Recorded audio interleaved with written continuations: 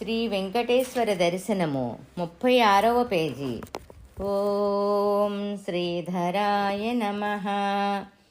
శ్రీ వెంకటేశ్వరునిగా వెలసిన శ్రీమన్నారాయణుడు దివ్యమంగళ స్వరూపుడు, అత్యంత సుందరుడు, పరమ పావనుడు, సర్వశుభములు కలిగించువాడు. దేవదానములు అమృతము కోసమయ్యి క్షీరసాగర మదనం గావించునప్పుడు ముందుగా హలాహలం పుట్టింది. దానిని శివుడు తన కంఠంలో ధరించాడు. తర్వాత వచ్చిన కామధేనువును బ్రహ్మ తన వెంట తీసుకువెళ్ళాడు. అటు తర్వాత ఉద్భవించిన ఉచ్చైశ్రవమును బలిచక్రవర్తి తీసుకున్నాడు.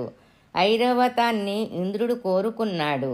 అటు పిమ్మట వచ్చిన కౌస్తభమణిని విష్ణుమూర్తి తీసుకున్నాడు. ఇలా పారిజాతం, కల్పవృక్షం, అప్సరస్సులు ఉద్భవించారు. అటు తర్వాత అత్యంత తేజస్సుతోనూ అద్భుత సౌందర్యంతోనూ శ్రీ మహాలక్ష్మీదేవి ఆ క్షీరసాగరం నుండి ఉద్భవించింది. ఆమె సౌందర్యాన్ని చూసిన దేవదానవులందరూ నోట మాట రానివారయ్యారు. అందరూ అనేక విధాల సేవలు చేశారు. సముద్రుడు అద్భుత వస్త్రాలను ఇచ్చాడు.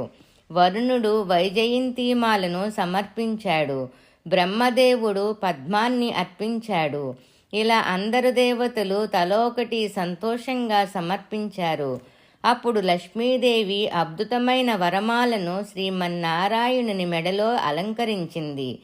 శ్రీ మహావిష్ణువు లక్ష్మికి తన హృదయములో స్థానం కల్పించాడు. శ్రీని హృదయములో ధరించిన శ్రీమన్నారాయణుడు శ్రీధరునిగా కీర్తించబడుతున్నాడు. ఆ శ్రీధరుడే శ్రీ వెంకటేశ్వరుడు. శ్రీ స్వామికి శ్రీ మహాలక్ష్మి అంటే అత్యంత ప్రేమానురాగాలు. అందుకే ఎల్లప్పుడూ ఆ మహాలక్ష్మిని తన హృదయంలోనే ధరిస్తున్నాడు.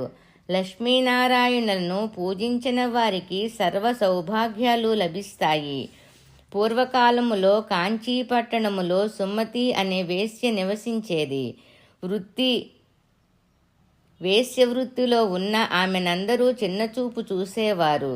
తరతరాలుగా వస్తున్న వృత్తి పూర్వకంగా వేశ్య అయినప్పటికీ సుమతి సద్గుణరాశి. భగవంతుని యందు భక్తి కలది. ఎల్లప్పుడూ శ్రీమన్నారాయణున్నే మనసులో స్మరిస్తూ ఉండేది. శ్రీనివాసునికి అత్యంత ప్రియమైన తులసి మొక్కను ఇంటి ఆవరణలో పెంచుకొని ప్రతిరోజు నీళ్లు పోసి ప్రార్థిస్తుండేది. జీవితములో ఒక్కసారైనా వెంకటాచల యాత్ర చేసి స్వామివారిని దర్శించుకోవాలని ఎంతో తహతహలాడేది. ఆ రోజుల్లో తిరుమల యాత్ర చాలా కష్టభరితమయ్యి ఉండేది. కనీసం 40-50 మంది భక్తులు బృందంగా ఏర్పడి కాలినడకన బయలుదేరి నెలకో 2 నెలలకో తిరుమల చేరేవారు. సుమతికి ఏదైనా బృందంతో కలిసి తాను కూడా స్వామి దర్శనానికి వెళ్ళాలని ఎంతో కోరికగా ఉండేది. కానీ వేశ్యావృత్తిలో తనని ఎవరూ తమ తోటి రాణించేవారు కాదు. ఈ విషయమై సుమతి ఎంతో బాధపడుతుండేది. ఆ స్వామిని ఏ విధంగా దర్శించగలనా అని మదనపడుతుండేది. ఆశ్రిత జన పక్షపాతి అయిన శ్రీమన్నారాయణుడు ఇవన్నీ గమనిస్తున్నాడు. భక్తికి మనసు ప్రధానం కానీ, పుట్టిన జాతి కానీ, వృత్తి కానీ కాదు కదా.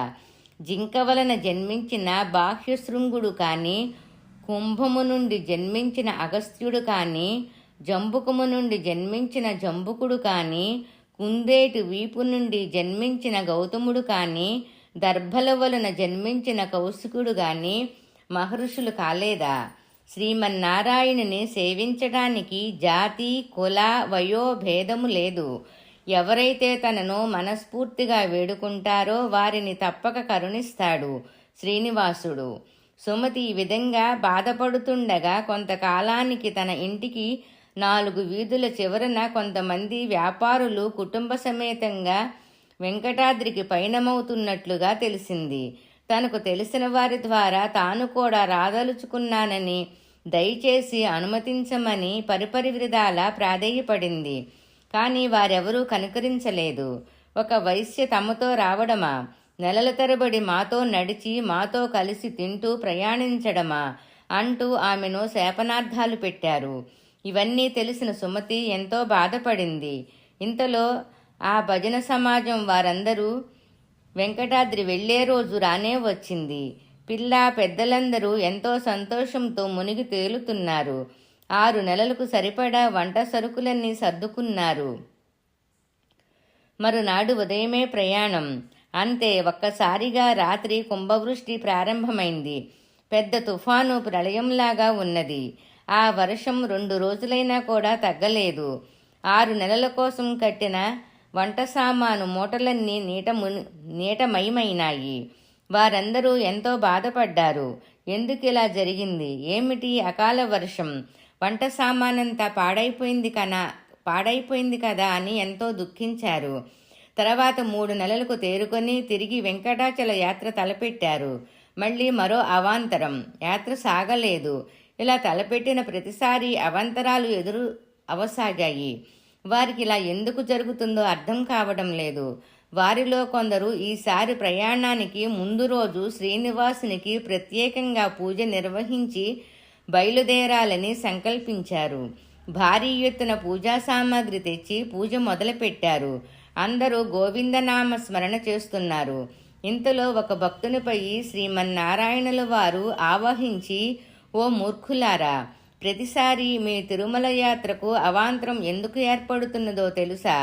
అజ్ఞానులైన మీరు నాకు అత్యంత ప్రియభక్తురాలైన సుమతిని కేవలం వేశ్య అనే నెపంతో మీతో వెంకటాద్రి యాత్రకు రానివ్వటం లేదు. అందుకే మీకిన్ని అవాంతరాలు. రేపటి యాత్రలో మీరు ఆమెను కూడా మీతో కలుపుకొని తీసుకురావలసింది. లేని ఎడల ప్రళయ సమానమైన వర్షం వచ్చి మీ ఊరంతా నేలమట్టమైపోగలదని హెచ్చరించాడు.